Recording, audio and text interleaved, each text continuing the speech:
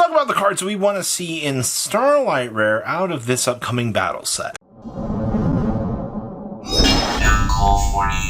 Make sure you guys smash the crap out of that subscribe button so you guys don't miss out on more Oz content. So we're going to start off with a terribly tired teddy bear, Mr. Beagusa himself. Now, Beagusa has been kind of shortchanged most of his life out here. You know, we got the bad version of the art, which was really sad out here to see that Mr. Beagusa ended up getting shortchanged out of his bottle. But, you know, I think it's okay because at this point in time, everybody wants to see Beagusa get a very, very nice rarity upgrade out here. I think it would be very appropriate. If not, I think we could see Beagusa as a future Lost Art out here. I think that would be incredibly sick. But at this point in time, Beagusa has been kind of a cornerstone of trying to be a chaotic little guy in all sorts of these little formats out here. So I don't actually hate the idea of not seeing Beagusa, you know, showing up out here just yet. We'll give it some time, but at this stage, come on, guys. Where is the Beagusa upgrade out here? Now, Chaos Angel, now, this is a card that we just generically want to see be reprinted in battles. But ever since he didn't get a quarter century out here, I think everybody has kind of been really disappointed with Chaos Angel's presence out here. You made one of the most generically powerful synchros in the entire game out here with Chaos Angel. And you wouldn't even give Mr. Chaos Angel the time or day out here during the 25th. And I think everybody kind of agrees that, you know, this card was an absolute menace during the time that it was sticking around out here. So, Konami, what's going on with this? Why has Chaos Angel not received one of the most needed rarity upgrades of any card? Are you considering the ultimate rare to be the pinnacle for Chaos Angel? Because I don't really think so. I think Chaos Angel deserves a spot in the Starlight slot out here. But, okay, guys, if you want to continue to dodge, sure. Kashtira, Fenrir, and Unicorn.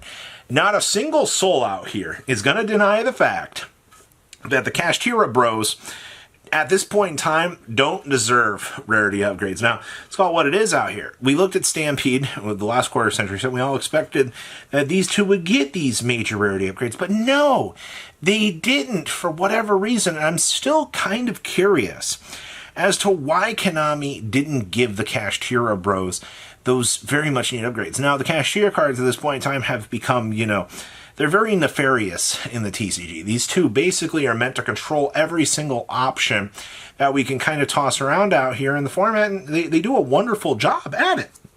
Honestly, I think that's it's been a very, very good thing about the Kashtira bros. So yes, I think Unicorn and Fenrir are very needing of probably some of the most deserved rarity upgrades out here in the game's history. And then we have Shining Sarcophagus. Now this is an interesting one, because when I asked my Discord server what they wanted to see for rarity upgrades, this was brought up 4 different times by different people. And you know what? I don't hate this idea. I don't, you know, Shining Sarcophagus already has one of the nicest rarity upgrades in quarter century.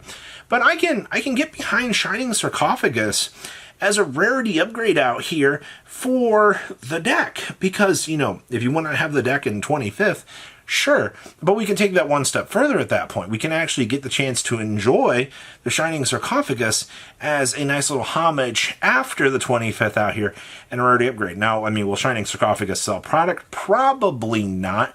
I think the Horus cards would do that absolutely better out here, but let's call it what it is. You know you want to see some love for Shining Sarcophagus out here just a little bit later. If not, give it to the Gaia.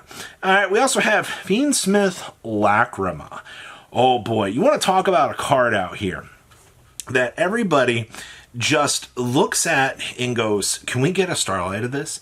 That one, the waifu tax is absolutely spectacular at this point in time. I really just want to be able to enjoy this and see what they can do out here for this. Because I don't think anybody's going to deny the fact out here that you want Fiend Smith, you need those last 2 Fiend Smith cards reprinted. That doesn't mean that you can't reprint the Lacrima and give it an upgrade out here and go, hey, you guys can go ahead and enjoy this. You know, you got the waifu tax, congratulations, you know. You've checked the marks for those much rarity or much wanted rarity upgrades. I don't, once again, please reprint Lacrima. Please make Lacrima very cheap and affordable, but you can also make another higher rarity upgrade so people can enjoy it. The Chaotic Elements. Now, this was something that I really wanted to put on this list because I think at this point in time, Chaotic Elements is going to turn into a very dumb card very, very quickly. And a lot of people, I don't think, have really realized Chaotic Elements got its only printing as a common so far, which means that the card is very, very affordable, very, very good. But we have Canine coming out here. You've got Ashen, and you've also got some other stuff, and this card is kind of the universal searcher for those themes at this point. Chaotic Elements needs a huge rarity upgrade out here beyond this common. Now, as much as a dream as it is for this card to be a Starlight Rare and a set already this far, this might just get tossed into an OTS pack, and we just see a rarity upgrade from that point. You know, shooting a little bit high here on the expectation train, but, you know, there's nothing that we can't really dream too much about out here on that front. So I think that's welcoming out here. The Buster Blader fusion. Oh, wow. This actually, surprisingly, would be really, really cool. You know, we had the Blue Eyes Buster Blader deck show back up. And I'm wondering if by the time that Konami was designing this product, that they would have been able to take a note of the Buster Blader fusion and the application that he was experiencing at the time and actually try to patch him up and try to get him in this set. That's what I'm really wondering right now, is if we would have enough time to actually do that. I think everybody would love to see a Starlight Buster Blader fusion out here, you know, especially with the Buster Dragon stuff too. I don't know if you could do everything Starlight Rare for this, and I think it would be a very welcoming upgrade just to get this out there, so the Blue Eyes players that do like the Buster Blader stuff and do enjoy that combination can actually get the chance to, you know, experience the deck in a rarity upgrade. Sunny Snitch, oh my gosh. You evil twin players out here. So Sunny Snitch is kind of paywalled behind this this kind of weird place out here. When I say it's paywalled behind a weird place, it's in a position right now that you're kind of like, oh, hey, you know, it's a super and it's a common, and some of those versions of that card are, you know, above $4 or $5.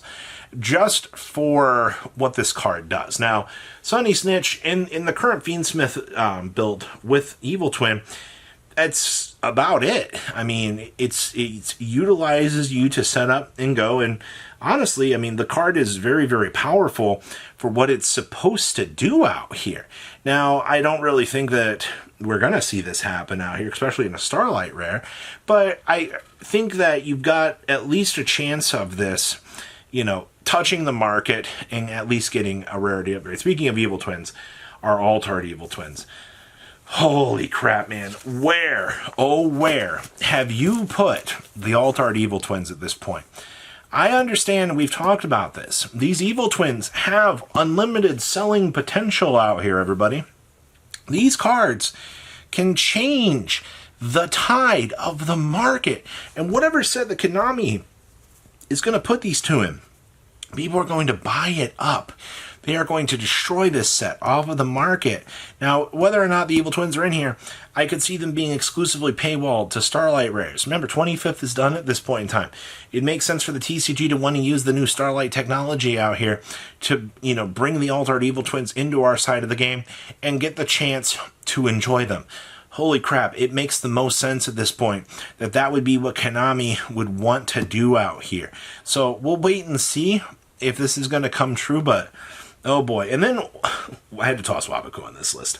Wabuku is like this only card, for whatever reason, that just has not received one of the best rarity upgrades that I think everybody has wanted to see. Wabuku has deserved a holo printing for as long as it is. And I don't think we're going to see it in Starlight Rare. It doesn't seem very logical to toss that into this set. But, you know, we got to talk about wants and needs. And I think that would be a very, very cool rarity upgrade to actually see coming to the table out here. But alas, that's what we're looking at right now for cards we want to see in Starlight Rares from Battle. So please, leave a comment down below, tell me what you guys think, and I'll see your beautiful faces back here in a day, guys.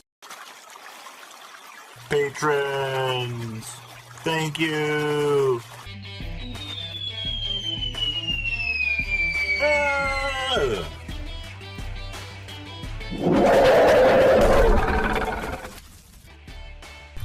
Thank you so much for watching. Check out these other videos.